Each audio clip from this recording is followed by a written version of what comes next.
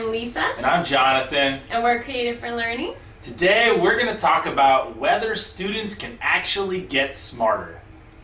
Be in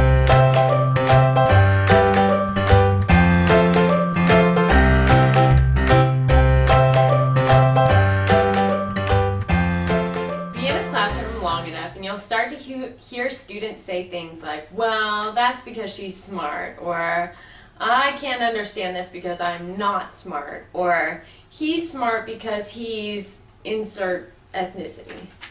Yeah, our students say these kinds of things, and it's to make them feel better in the moment, but beliefs like that don't really make them feel better. They kind of trap them in a place. And we teachers use language like that too sometimes, don't we, if we're honest?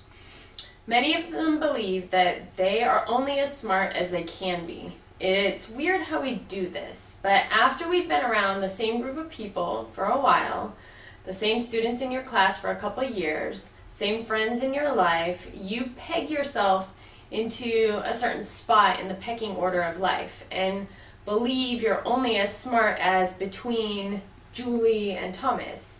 Julie goes up, you go up a little, always between Julie and Thomas, because inside so many of us is this belief that we can only get so smart. Yeah, so when they say that they are only that smart, I can even read the feelings on their face. It feels like they're really saying, I don't want to work harder to get as smart as that girl. It's kind of a way of giving up. They can blame their lack of understanding on their smartness limitations, and then they're done, right? I don't have to do anymore because I blamed it on that. Yeah, so it's not, but it's not, that's not the reality. That's just that's how they think. They've started, and my perception of how they think. But I've heard them talk about it too, of how they think. That's why we're talking about it right now. So they've dived right into the nature versus nurture debate. They don't realize it, but they have. Is their IQ fixed or not? We could even throw as teachers into, right? Is our IQ and where we're at right now in our career fixed or not? So yeah, they have. I mean, like nature versus nurture. It's weird to think about it in that situation. But I was reading the book Drive, by The Surprising Truth About What Motivates Us. It's by a guy named Daniel Pink. It goes a lot into the thoughts about motivation, even a lot of foundational studies about what drives people and students to want more and to do better. It's a really good book. At one point, that book got me thinking, is our intelligence more like height or more like strength? So, is it limited to DNA or not? And maybe it's both. Yeah, I've seen enough students to know that there is definitely a DNA component to it, if you know what I'm saying. Why you chuckle? That's so mean. It's just because they're, yeah, sometimes. On both sides. Sorry. What? You're not mean. You said I was so mean. That's why I kind of chuckle, because I know, but then, like, it is that the struggle moment, is real. That moment when you're like, I think that's why we're bringing it up, because it's so easy for us to think, like, that person's not smart, or what a stupid thing to do, and it goes back to, like, shame versus guilt that we've been talking about. Like, is that person stupid, or was that just a stupid choice, or So over our careers. Over my teaching career, I can think of two kids that are freaking geniuses. They're freaking geniuses. That's why I was thinking of the opposite examples. Those ones just rise out to the ones that aren't. The two that aren't geniuses. So, height or strength? It's clearly a combo of both. But our students fall into the trap, and probably we teachers do too, if we're honest, of thinking that it's strictly DNA.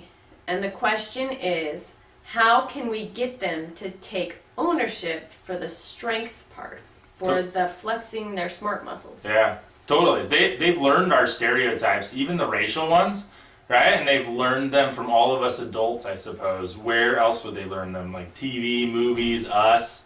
that one race is smart, that one race is lazy, that race is just so-so, that race is athletic. They even believe the stereotypes about who wears glasses and who doesn't, and what clothes and where you're from, like south, north, west, east, all of that, certain countries. I mean, they've mostly learned from us adults that intelligence is like height, that it's like DNA, right?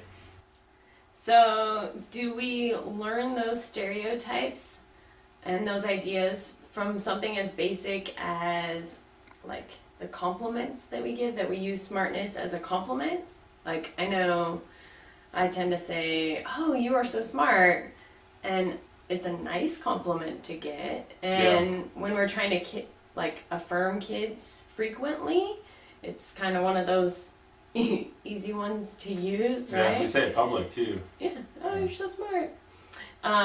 It does get said a lot to certain kids, and so they believe it about themselves. Like, I've noticed that even with our daughters. Like, they're all smart, but there is one that I've just noticed that I tend to say it to more. Yeah, she even says other people call her a smarty pants. Yes, and she can She pinpoint. says all of my teachers called me a smarty pants, so she's like made it her identity that she's a smarty pants. Yeah. So it does get said a lot to certain kids, so they start believing it about themselves, and then it doesn't get said as much to some kids. And so what they hear, they believe. I know, I know the one year when I had one of the genius kids in my class, I made a point of saying, like, acknowledging when people did things, like critical thinking things that were smart, instead of just saying, oh, you're so smart. I would acknowledge, like, oh, the way that you picked out that word and used it to make that decision or that answer, that was very clever, or something. But then also making sure that I did that to everyone, not just him. Yeah. So even saying you are so smart is fixed language. It's like DNA language. Instead of, so what compliments could we give, like the ones you just said, instead there would be more like strength instead of like height. Like, you had a really smart idea, that's a really smart plan. And we can't say, you had a smart idea, like, and then say that kid's name, because then everybody knows that they're just trying to live up to so and so. You are doing some really smart thinking. I like how you tried hard to think through that. I see some really creative thoughts in there.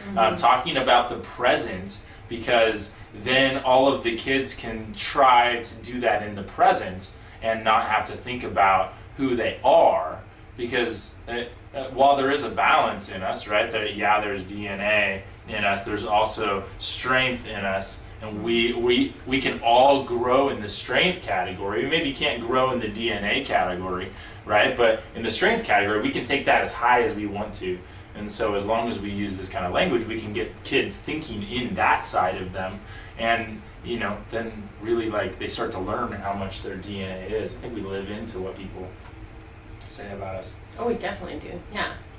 And then there's also the point, though, of, like, it is good to speak in people's identity, but also when we're complimenting, it's good to get in, like, academic language, like, oh, that was good predicting, or that was some in-depth analysis, to get those words spinning around in their brains even more, and then help them realize that that goes into thinking, and, like, the point of why we're teaching them those things is to flex those thinking muscles. And use this with all of them, right? Regardless of their DNA smarts that they have, because if you are using DNA smarts all the time, it only yields negative consequences. We want to be talking about it from the strength building. So if you're only doing the DNA smarts, it gives kids false sense of security. So they don't have to try hard because they think, I'm smart. Or I'm not, right? Or I'm just not. that I'm just the dumb kid, so I don't have to try. Yeah. Or they think I'm just smart, so I'm just gonna So I don't get have it. to try. Yeah. Makes them feel naturally better or worse than other kids. And then it steals hope from kids that don't feel smart when you like, well, I'm never gonna be as smart as so and so, so why try? And so it just sets kids up for hopelessness when things get hard and they want to quit because they must not be smart, because they're thinking of it as just what they have and not, I can flex this muscle and get smarter. So does it ever make things better to tell a kid that they are naturally smart? That's a good question. Is it ever better to say you are so smart? Maybe the only time I can think about it that'd be partially helpful is when we're trying to help a certain student feel their responsibility of their intelligence gift and getting them to develop it. I think I'd have to do this in private though, with just that student. I've done it a number of times when I see them wasting their gift, right? But even then, I'm using guilt to get the student to develop their smart muscle, which does its own kind of harm. But I see that's why it's a mixed one. Like there are times when I've just got to pull that student aside and go, look, these are your grades, and this is what I know of you, and I know you can grow into that even more. Like you are wasting your gift through laziness. And that's why I'm going to call out their effort, which is the growth side. The strength side. So that's the one area, but I can't do that in public. I guess there are times when that is good in public. I can think about on like a sports team when you've got the leader who's really, but that's more of a team thing, a sport is. And so you need the whole team, like you need that person, you need everybody to hear that person's message because then they all grow together. Whereas in a classroom, we've made it more of an individual thing like our society has. So. But on a sports team, is that smartness or is that a different like? It's both. Yeah, I think it's the same conversation. Absolutely. So that leader who's already given up and said, yeah, we're already going to lose to that team because they're better than us or whatever. We're never going to get to championship year this year because that team has their 3 running backs or whatever the case. Like we've got to tap into this side over here where they can grow instead of the side where they can't grow. So we just wanted to start. Maybe there are others. If you have others, let us know. There might be other ones that we're missing. Yeah, we just wanted to start the conversation. It's one of those things that we've talked about and we've noticed in our classrooms and with our kids at home, and it's just something that we've been aware of. And we also hear our students, we've heard our students feeling defeated, like all the time, a lot of the times. Yeah, and when I hear this language, I call it out. I say, that's just not true. You know, you're saying you're just not smart? No, not true. Like, I'm not going to live into that. I remember the other day when you did this smart thing. How did you do that if you're not smart? Well, you know, now they're like complimented, but that requires me to pay attention. But like as a teacher, you start to learn the pulse of your class and which students have these positive ideas about themselves and which ones don't. And the ones that keep using this negative DNA identity that I'm so dumb, I purposefully like pour more effort into paying attention to the areas where in the moment they did something smart, so I can like try to reprogram that DNA that they've been taught, those stereotypes, because they're living in a stereotype, and by the end of the year I want them to be able to hopefully live in a different stereotype about themselves, or to just shatter it completely and say, yeah, look, I got, you know, I'm normally a D student, look, I got a D plus, and whatever it is, you know, that I think we can do that. Students really are, so many of them feeling defeated. It's one of the ways to make sure that we're blessing our students for the future. Yeah. Blessing their identity. Okay, so yeah, let's continue this conversation down in the comments. Share all your thoughts on this. Conversation of the day. What is a way we can encourage students that they can all increase their smart instead of being stuck? Share your thoughts. If you haven't subscribed to the channel, and tell other teachers about it so they can be blessed and encouraged by these conversations. So thanks for being here, and keep being awesome.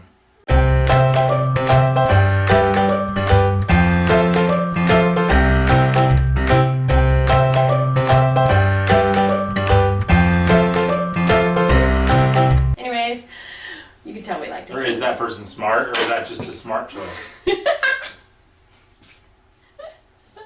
No, it's not She a knocked smart over a action. table. I am. It doesn't mean you're I not am smart. smart. Okay, where are we at?